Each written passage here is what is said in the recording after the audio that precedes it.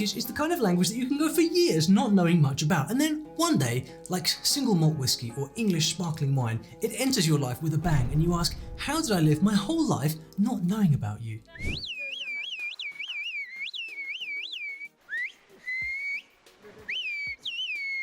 Not what you were expecting? This is a video about Turkish, right? Well, yes, it is. A language that gave us the official, most beautiful word in the world. I'll tell you about that later, but our story of Turkish begins a very, very long time ago. A very ancient language, Turkish is one of the most ancient languages of all, dating back at least 5,000 years and shrouded in mystery. The oldest written records of Turkish were found on stone monuments in Mongolia, which helps us understand where the language came from in the first place. Turkish is a member of the Oghuz branch of the Turkic language family. It's most closely related to other Turkic languages like Azerbaijani, Uzbek, Kazakh and Turkmen. But before we start talking too much about other languages, let's listen to what standard modern Turkish actually sounds like. Merhabalar, ben Ela Kasap, 1986 Kosova, Priştine doğumluyum. To get to the way it sounds today, Turkish went through three main evolutions: Old Turkish, Mid-Turkish and New Turkish. To the beginning. Early Turkic people were equestrian nomads who moved westward through Mongolia into Central Asia and then finally in the 11th century into Anatolia, a place that used to be controlled by the Greeks. So the ancestor of modern Turkish, Oghuz, was brought to Anatolia by the Seljuk Turks. Simple. Later, when the Ottoman Empire ruled, the written language got fancy. It became a mixture of Turkish, Persian and Arabic. This Ottoman Turkish was used in literature and by courts and royalty, you know, sultans with grand names such as Suleiman the Magnificent. But ordinary everyday folk didn't speak it. They spoke rough Turkish or vulgar Turkish, which is the basis of the modern language spoken today. Kaba Türkçe.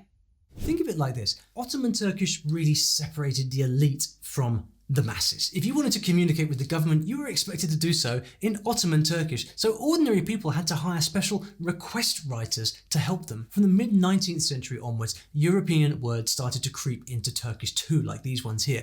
And you might think that they were there to stay, but things are never simple, as you're about to find out.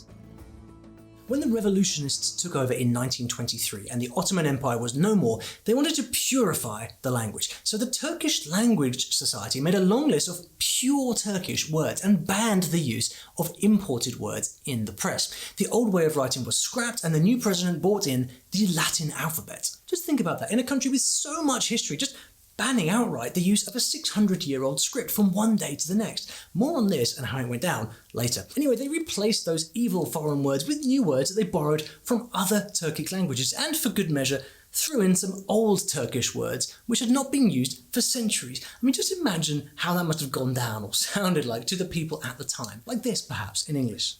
Over courtiers' knees who dream on curtsy straight, over lawyers' fingers who straight dream on fees.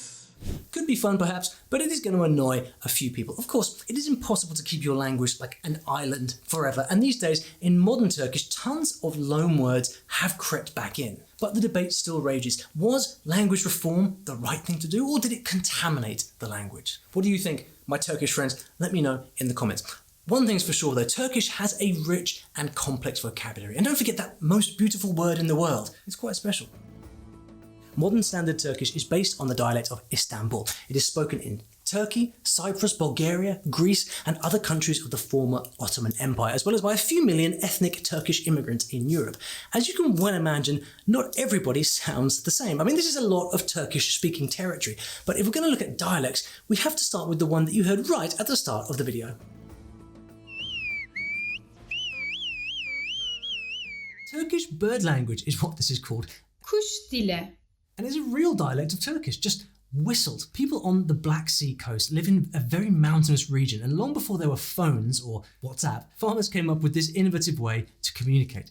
Each syllable is rendered in one of about 20 different sounds, and when they want to speak privately, well, they whistle in code, of course. There are only 10,000 speakers left, but luckily it is about to become a university course. How cool is that? And on the topic of courses, we've also just released a brand new Turkish course as well, so you can learn Turkish through the magic of stories, but I'll tell you about that at the end of the video. As for dialects of Turkish, there are plenty. Here are the main ones. On the European side, you get the Balkan dialects, also known as Rumelian Turkish. Kırmızı başlıklı kız varmış. O kırmızı başlıklı kız annesiyle yaşaymış. Some other varieties of Turkish are really just different accents, like the Kurdish accent, for example. Ben Recep Esendemir, badminton antrenörü olarak çalışıyorum. Tell you what, how about we try out some phrases? I'll even throw in the longest word in Turkish, and trust me, it is a showstopper. So, let's try out some Turkish. Who can I get to help? Oh yeah. Nuriye, Turkish please. Have a go. Selam. Selam. Nasılsın? Nasılsın? Benim adım. Benim adım. Bu eğlenceli. Bu eğlenceli. Nice, right? Well, there was a competition in Berlin that wanted to decide the most beautiful word in the world, and out of 2,500 words that were contenders, the jury selected a Turkish word as the winner, and here it is. Yakamoz. Yakamoz. So, what does this mean? Picture a nighttime scene where the shimmering moonlight reflects on the water. Well, that is yakamoz, sea sparkle. It can also mean the beautiful blue glow of bioluminescent plankton.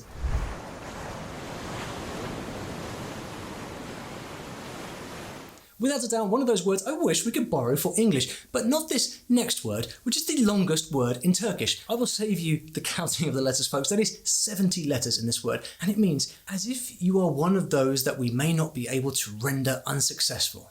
And of course, I could pronounce this for you to show you how it sounds, but we're running a bit short of time, to be honest.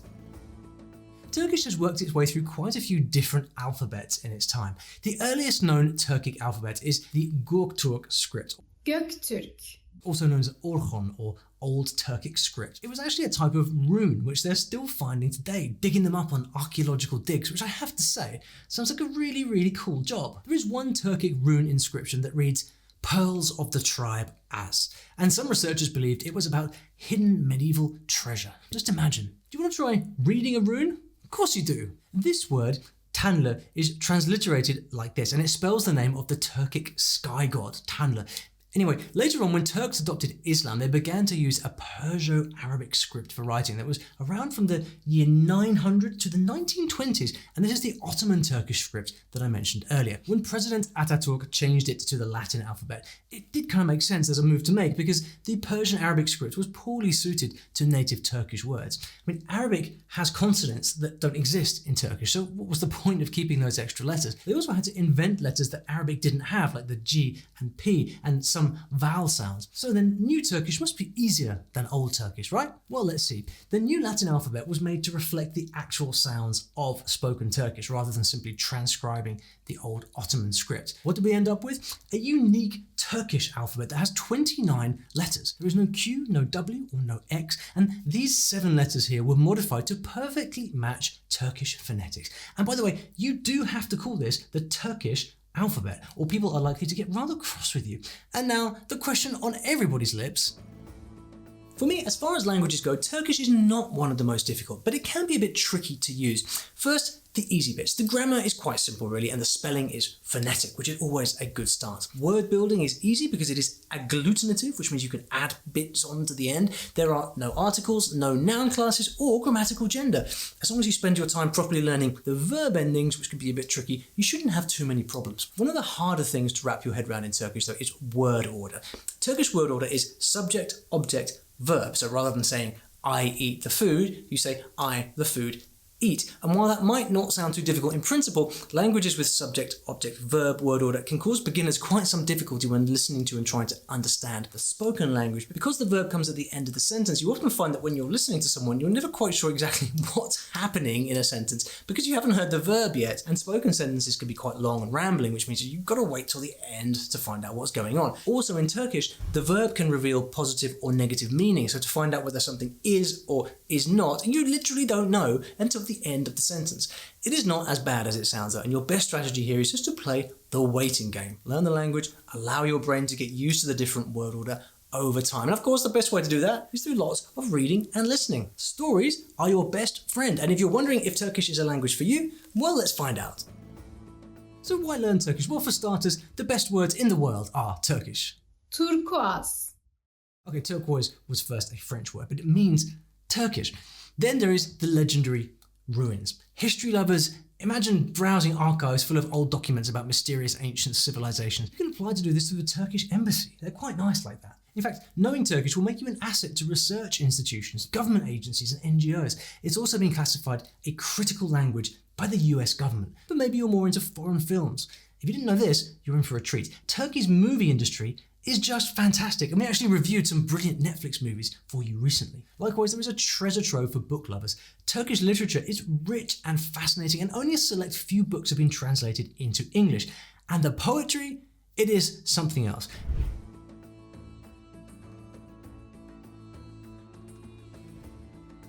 Can you imagine what you're missing by not knowing Turkish? And let's not forget that Istanbul has a really fast developing economy and is classified as a global city. But overall, Turkish languages are gaining importance because they're spoken in a pretty enviable and strategic spot in the world, lying there in the sun between two continents. And that's one of the main reasons that you should consider learning Turkish. If you are not familiar with this part of the world, there's a really fascinating melting pot of Eastern and Western culture that can change your perspective of what the world actually is. You see this extreme variety of lifestyles, and there's a strong sense of national pride there too, not to mention the fact that Turks are very friendly and hospitable people. Even our story learning company team retreat is happening in Turkey this year, so as you can probably tell, I am all for it. So much so, in fact, that we have even added Turkish to our lineup of story learning courses recently. So if you like the idea of learning Turkish and you'd like to try learning Turkish through stories, well, this could be for you. Turkish Uncovered is a complete language course that takes you from complete beginner in Turkish all the way to intermediate level using the magic of stories. There's a link in the description below for more information. Story learning is a method that I developed to learn languages with stories, and the aim is to teach you to think in your new language, just like you learn to speak as a child. That's what stories allow you to do. We also have a fantastic community of other people learning Turkish, so it's an opportunity for you to really explore this wonderful culture with other people while learning to speak the language. There is a 7-day free trial available, and it is a lot of fun, so just look for the link below in the description and give it a shot.